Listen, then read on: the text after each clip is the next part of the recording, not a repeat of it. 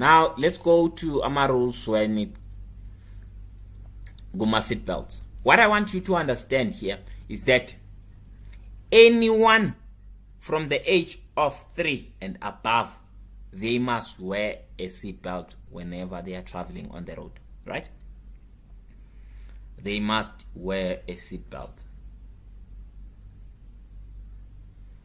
Should a passenger not wear a seatbelt, the person will be fined for that. It's